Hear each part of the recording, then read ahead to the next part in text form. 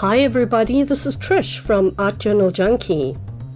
So, we are into Inktober, and Inktober, as you would imagine, is something to do with the month of October, but using ink.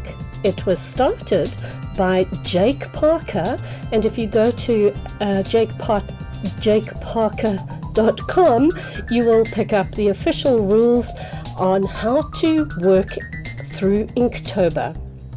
So the official rules are this. First of all, you need to make a drawing in ink each day of October. That's one drawing every day for 31 days. And I'm not sure that I'm going to make it, but I'm certainly going to give it a good shot. The nice thing is that Jake Parker, who started Inktober many years ago, brings out an official prompt list every year. So the list is here. You can find it at jakeparker.com, or otherwise come on over to Art Journal Junkie on Facebook and you'll find it. I'll post the official prompt list onto the Facebook page as well, and join in. Let's see what fun we can do. It's just one drawing a day in ink. My heart's beating, but I'm ready for it. So as you know, I never do things the easy way around, and with an awl and a bone folder, some normal thread, and a tiny little needle, which has got a very, very thin eye. I think it's a number 26 crewel or something like that. And some cartridge paper, which is 200 grams and was an A2 page. I have made, I think it's 8 signatures, five or 8 signatures. At any rate, what I did was I took the A2 page, as you can see in my drawing here, and I folded and tore it into 4 equal strips. So first time down the center, and then took each of those strips and tore them down in the center again. Then I folded it and tore into 8 sections, folded over, and as you can see, this here that I'm highlighting once I folded it over is actually the folded over page for my journal in my left hand. So it's very small, but I wanted to keep it small specifically because I don't want to feel daunted. Here I've got 5 signatures, and each signature has got 2 pages, and that's only because of the thickness of the cardstock. So if I look at the 5 signatures, which is 2 pages, gives me 8 sides, and 5/8 is 40. That means I've got 40 pages or 40 drawings that I can do, but I've only got 31 days in Inktober, so that's okay. I could take away 2 for the front and the back covers, and then maybe another 2 because of the inside, back and front covers, which means that I would probably have about, I think it's 30 odd days, sorry, I beg your pardon, 36, or I can't even read what I'm doing here. Yes, 36 odd pages, but that's okay. I could take one of these away, but then I'd be left with an odd number for the signature. So I've decided to leave it as it is, and perhaps in some of the days throughout Inktober, I will actually use a double page spread instead of a single page for each drawing. So in order to stitch up equidistantly, I've taken an extra page and I've marked it off on my cutting mat. It's a quilter's cutting mat or something like that. Anyway, it's a cutting mat. And I marked out exactly where I need to use my awl to make holes in the crease of each signature, as you can see there.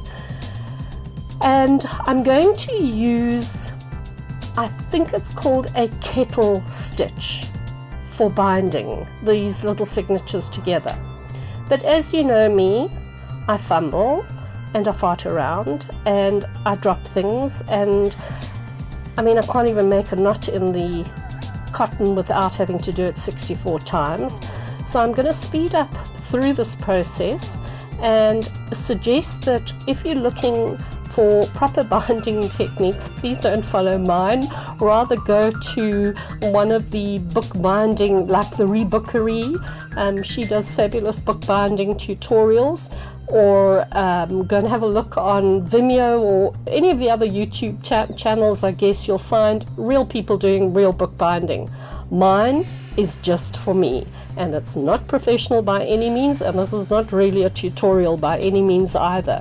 This is just me deciding that instead of using a bought journal, I've got so much paper, let me make my own, and let me try my hand at binding. I'm not really any good at it, but it worked for me.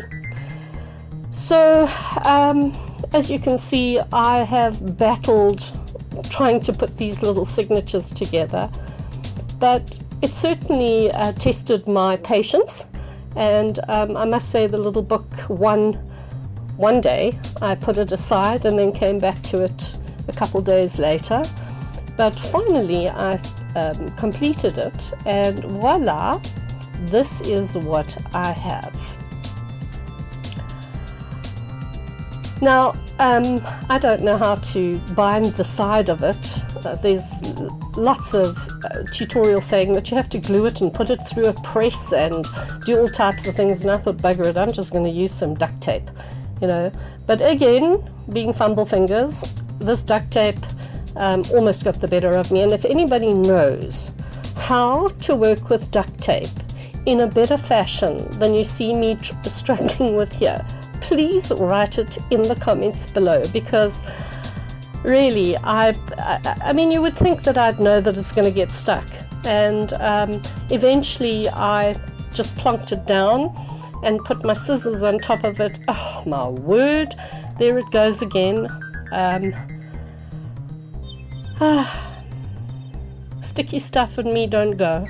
Anyway, I finally put the little book on top of the duct tape and stuck it down.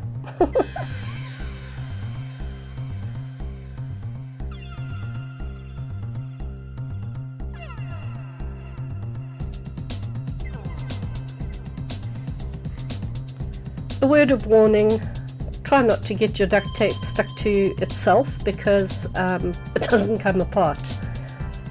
So cutting off the edges was a little bit tricky, but you know, I don't look for perfection in my little journals. In fact, I love the rough edges, so it didn't really bother me that much.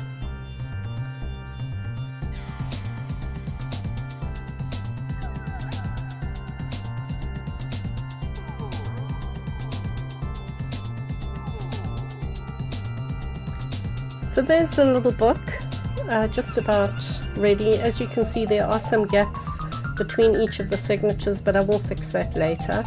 And you can see the black or the grey thread that I used. I specifically wanted that sort of thread to show, that color to show through, because I am only going to work in black ink in this little journal.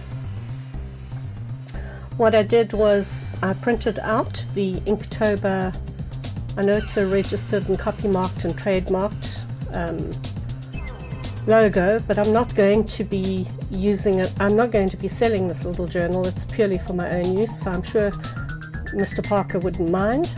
And I'm going to just tear it out very roughly and then stick it onto the front of this little journal.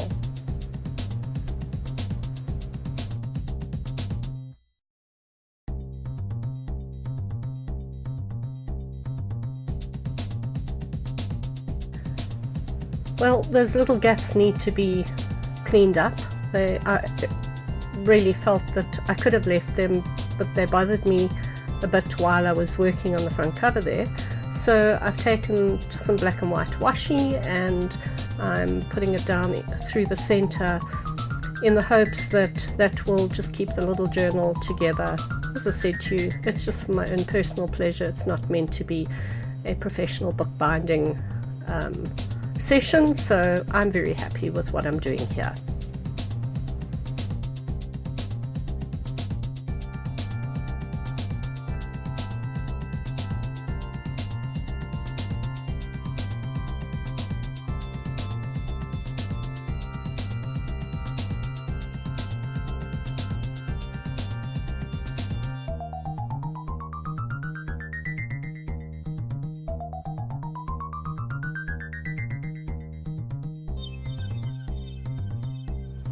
The last thing I'm going to do is just use some black India ink and a number 2 round paintbrush and put in the year, which is 2017. Please excuse my head.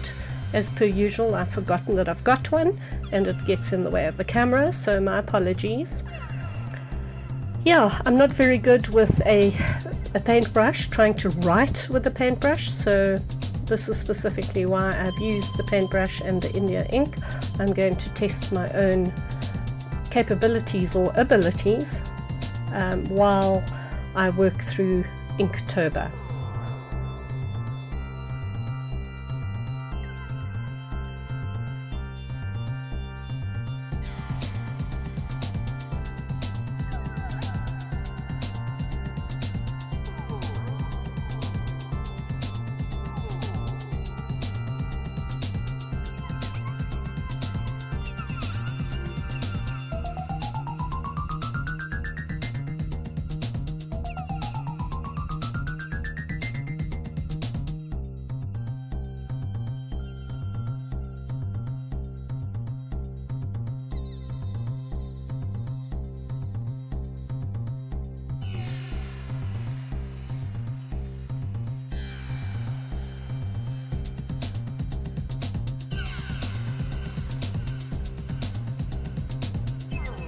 Well, along with the India ink, I am also going to use various pens, such as my Jane Davenport Incredible pen, which I just absolutely love.